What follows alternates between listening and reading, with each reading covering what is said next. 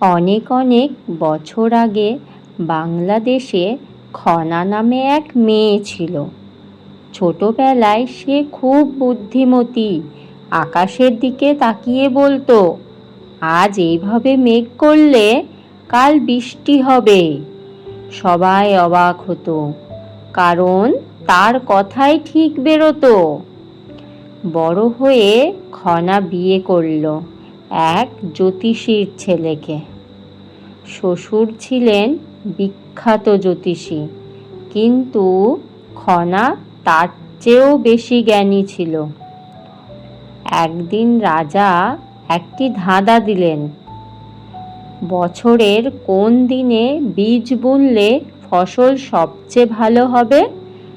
শ্বশুর মাথা ঘামিয়ে বললেন একটা উত্তর, কিন্তু খনা বলল, না রাজা, পূর্ণিমার পরের দিন বৃষ্টি শুরু হলে তার পরের সপ্তম দিনে বীজ ফেললেই ধান ভালো ফলবে।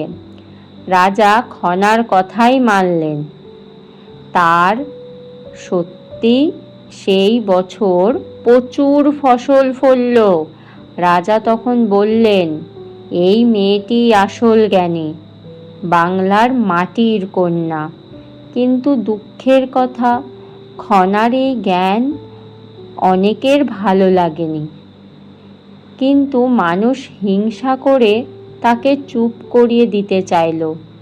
তবুও খনা রেখে গেল তার অমর বাণী। আজও মানুষ বলে খনার বচন নামে। তোমাদের এই খনা মায়ের বচন কেমন লাগে আমাকে অবশ্যই জানাবে। আর খনা মায়ের এই গল্পটা শুনতে তোমাদের কেমন লাগলো সেটাও জানাবে। আর আমার ভিডিও দেখতে ভালো লাগলে ভিডিওতে একটা লাইক করে দেবে। চ্যানেলে নতুন হলে চ্যানেলটা অবশ্যই সাবস্ক্রাইব করে দেবে।